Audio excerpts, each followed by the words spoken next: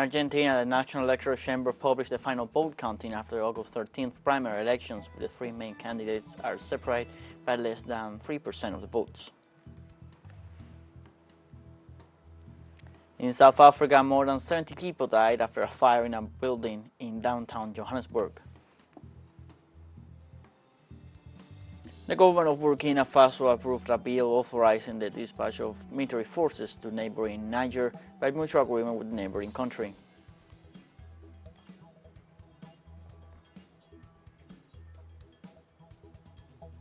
Hello, welcome to From the South. I'm Luis Alberto Matos from the teleSUR studios in Havana, Cuba. We begin with the news. In Argentina, the National Electoral Chamber published the final counting of primary elections in the country. According to the official count, the primaries confirmed the so-called elections of thirds pattern, meaning that the available votes were evenly distributed between the first three candidates with a slim margin of less than 3% between the main contenders. The ultra-liberal party did not exceed 30% of the votes, obtaining 29.8%. On the other hand, the opposition coalition Together for Change obtained 28% of the votes, while ruling Union for the Homeland got 27%. Presidential elections in Argentina will take place on October 22nd.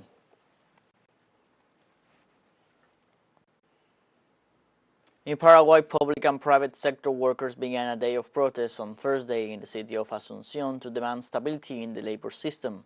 Around 20 employee organizations marched from the Uruguayan Square to the National Congress against the Superintendence of Pensions, which, according to workers, conspires with the interests of the popular sector. Likewise, public registry employees are joining in support of the protest that will last 2 days. Due to the mobilization, some 200 policemen were deployed to maintain order during the course of the days. Meanwhile, Uruguayan educators and psychologists mobilized from Democracy Square to the Ministry of Education to demand job stability and improvements in the educational program. The protesters demand the government to guarantee the continuity of the primary childhood program, which is executed with money from the Education Fund and is currently under development. Also, the teachers are marching to ask for job stability, since currently the work contracts are made for 1 year.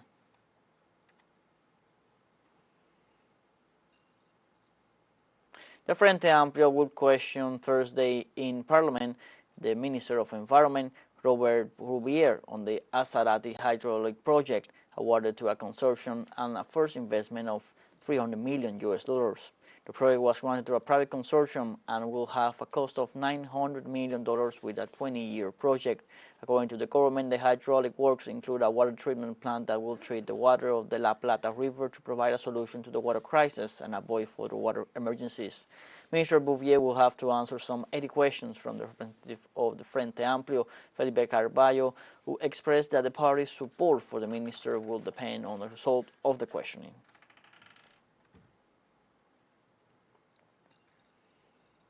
In Haiti, on Wednesday, police authorities started the interrogatory of the 18 Colombian suspects arrested more than 2 years ago and accused of being part of a mercenary squad that assassinated President Jovenel Moïse. 2 suspects were transported from Haiti's main penitentiary in downtown Port-au-Prince to a government office in nearby Pétionville for questioning Judge Walter Wester Voltaire. According to Magistrate Bernard Saint-Ville, told the Colombian former soldiers had refused to testify until now. The 18 Colombians are among more than 40 suspects, including elite Haitian police officers who were arrested in Haiti after Moïse was shot and killed in July 2021 at his private residence.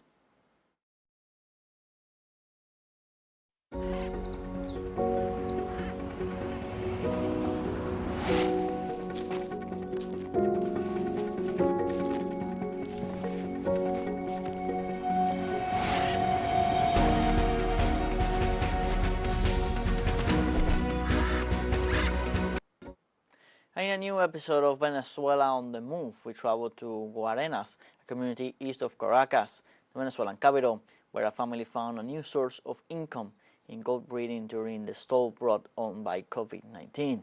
After that, what seemed to be a crazy adventure and temporary activity became their livelihood and motivation.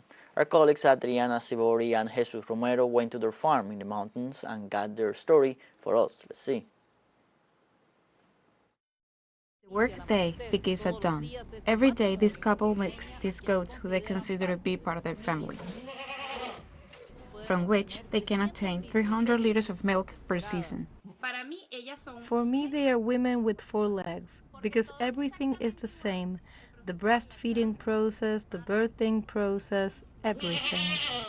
Goat milk is the most similar to maternal milk. It has vitamins, less fat, and is more digestible. They sell their production, but they do not accept their sacrifice. For us to give away an animal is hard. As a business, we have to give them away because we cannot overcrowd our barns. But it's difficult. We try to find people who take good care of animals, and we give them recommendations. They are not animals that can be grazed and fed. They are animals of high dairy genetics. They used to sleep in the barns, but now they have installed cameras in the birthing area so they can control the goats when they are not there. This way, they can see what is happening on their device. Victor is their assistant. My thing is to work.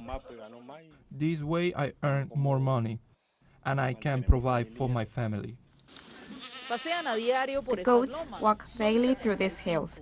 There are 75 of them, and they receive complete care, vaccines every 3 months, and strict sanitary control. These 25 little goats do not lack supervision or feeding bottles. They started with 2 goats to clean the land, and that turned to a passion and made them stay in the country. First of all, it's the peace of mind that I have. My daughters are still small and they are still studying. This enterprise has helped me economically because my husband had a transportation company. But when the pandemic started, construction was paralyzed. And since we were at home, I told my family to come and help me with the work, and we all started to make the farm grow. This was a window to the future. People told me that I was crazy, and I told them that I would have a good herd. And well, here I am, producing. In 6 years, this farm has managed to even produce French cheeses, which they sell to gastronomic establishments in the capital. Its next step is to become more technological. Let's take a short break, but remember you can join us on TikTok at teleSUR English, where you will find news in different formats, news updates, and much more. Other stories coming up. Stay with us.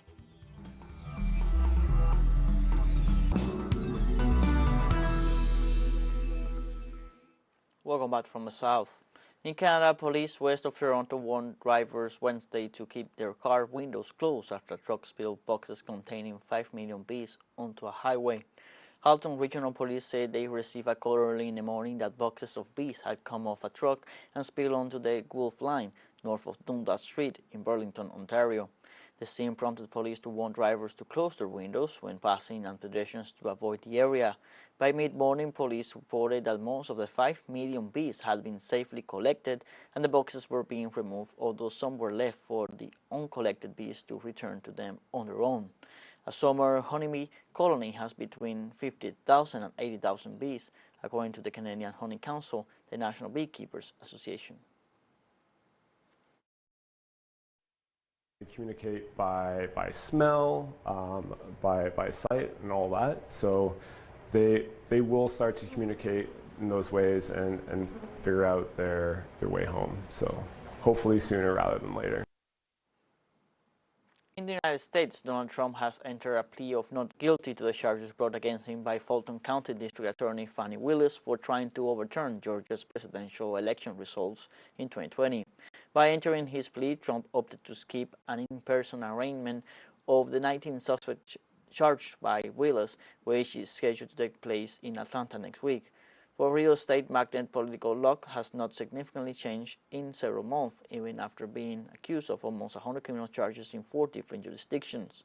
According to polling aggregator 538, after what is expected to be his final indictment, Trump remains the heavy favorite in the GOP primary and a competitive general election candidate.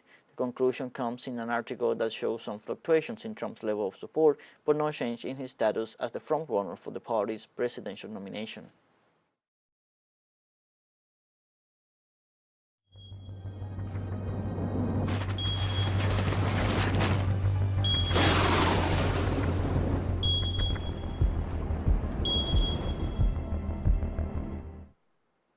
Hurricane Idalia tore through Florida on Wednesday as a dangerous and powerful hurricane, sending potentially catastrophic storm surges into coastal communities and knocking out power to thousands of people in the United States.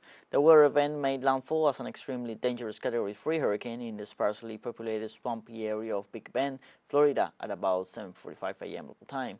As it moved into Georgia, it began to weaken into a tropical storm, causing potentially deadly flooding due to rising waters and rainfall of up to 25 centimeters. Officials described the event as a once-in-a-lifetime occurrence for the hardest-hit area of northwest Florida. To be honest with you, I woke up this morning just in complete shock. I never seen anything like this. As I rode through town trying to get to my house, you see trees uprooted, power lines, laying in the road, and it's just it's pretty devastating. It took a toll on this town. To be honest with you, I woke up. Homeless residents in Hawaii's Lahaina region are growing desperate as they await assistance after devastating wildfires ravaged their homes earlier this month, with some left with no choice but to sleep on the beach. The wildfires, which started on August 8th and blazed through the oceanside town of Lahaina on the Hawaiian island of Maui, have left at least 115 people dead, making it one of the worst natural disasters in Hawaii's history and the deadliest U.S. wildfire in more than a century. Over 10,000 people lost their homes in the devastating fire, and many are struggling to now rebuild their lives. Although authorities assure that those affected could seek temporary accommodation, the reality contradicts these claims. Some victims remain without housing assistance and have no option but to sleep in their cars or on the beach as they await any form of accommodation becoming available. They asked us we could choose what place we wanted to stay at. And they made it sound so wonderful and everything great. And when they brought us down to the hotel said something different. They said we had to wait in a line of people because they didn't have enough rooms. They're over maximum capacity. You can't just sit in the hotel room waiting for a room at a certain hour. You had to go and leave. And where are we going to go to? In Italy, 5 railway workers died after being run over by a train in the north of the country. The workers were carrying out maintenance work on the railroad tracks at night when they were hit by a train on the outskirts of Turin. 2 other workers were unharmed during the accident, although they remain under observation. The 5 deceased, who have been identified and were aged between 22 and 52, were about to start replacing rails when they were hit near the town of Brandizzo by the train, which according to local media was traveling at a speed of 160 km per hour.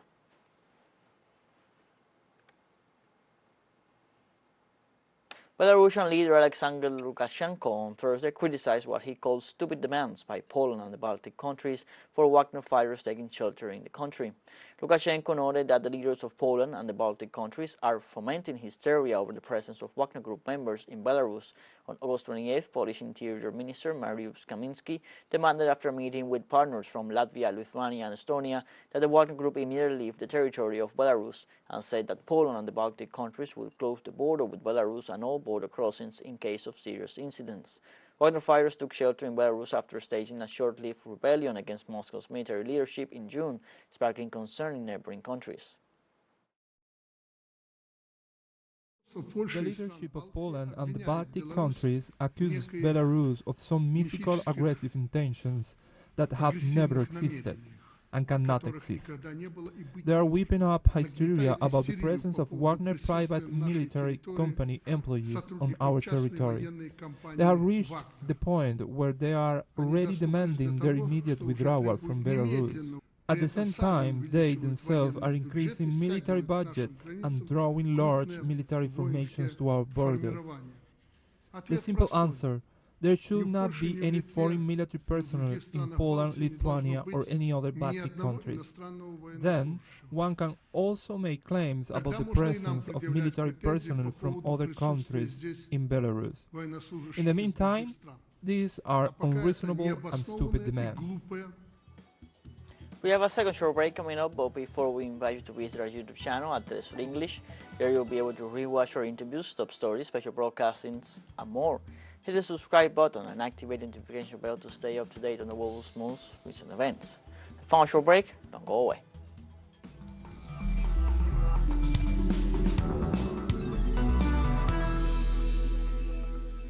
Welcome back from the south. In South Africa, more than 70 people died after a fire in a building in downtown Johannesburg.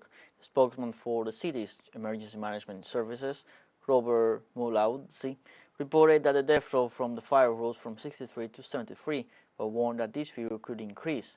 The fire broke out in the Marshalltown district at about 1:30 a.m. local time on Thursday, and so far authorities do not know the cause. The search and recovery operation for the victims is still continuing. The injured were taken to the hospital, and among them some suffered minor injuries and inhaled smoke. So far we're moving up with all the floors just to clear, make sure that there's no other outstanding bodies which might be trapped, and then from there we'll hand over the scene to SAPS for further investigation. No, at this stage we don't know the cause of the fire, but investigations will be conducted to determine the cause of the fire. Okay. So and regional officials visiting the scene have vowed to hold those responsible accountable for the overnight blaze. We are not going to defend anyone. If there's an official of the city who will be found to have contravened or who to have neglected their responsibilities, heads will definitely roll. According to local media, the government of Burkina Faso approved a bill authorizing the dispatch of military forces to Niger by mutual agreement with the neighboring country. According to the authorities, the document is based on an agreement signed in 2017 that facilitates Burkina Faso, Mali, and Niger to show solidarity to promote and strengthen their common security in case of external armed aggression or destabilization. The approval comes days after the Nigerian military junta authorized the Burkinabe and Malian authorities to intervene militarily on their territory in case of aggression, following threats from the Economic Community of West African states. The military junta in Niamey, which passed July 26, announced through state television the dismissal of former President Mohamed Bazoum, rejected such threats and appointed a new prime minister to form a transitional government.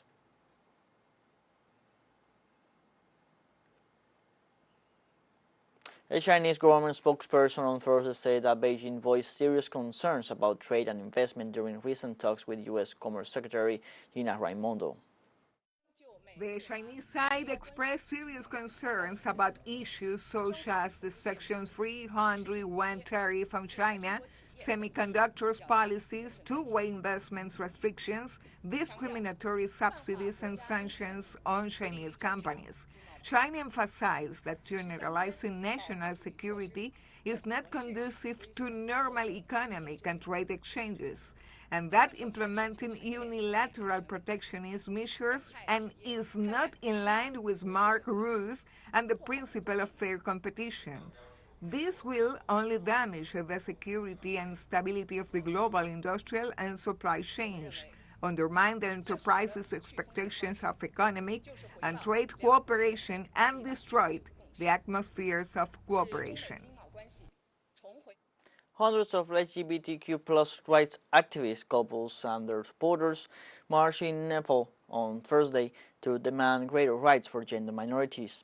In June, the country's Supreme Court issued an interim order allowing same-sex marriages to be registered for the first time. It was not clear when the court would make a final decision on the case. Nepal has come a long way since a 2007 court ruling called on the government to make changes in favor of LGBTQ+ people. People who do not identify as female or male can now choose a third gender on their passports and other government documents. The new constitution also explicitly states that there can be no discrimination on the basis of sexual orientation.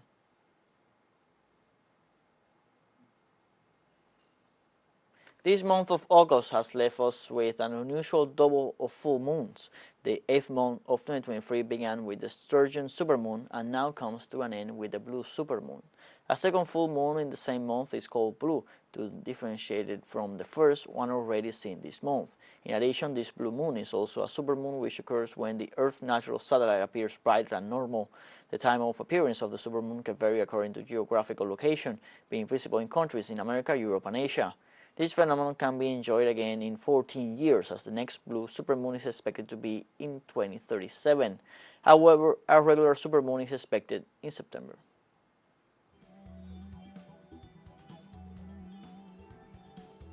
We have come to the end of this news briefing. You can find these and many other stories on our website, telesurenglish.net. Also join us on social media, Facebook, X, Instagram, Telegram, and TikTok. For telesur English, I'm Luis Alberto Matos. Thank you for watching.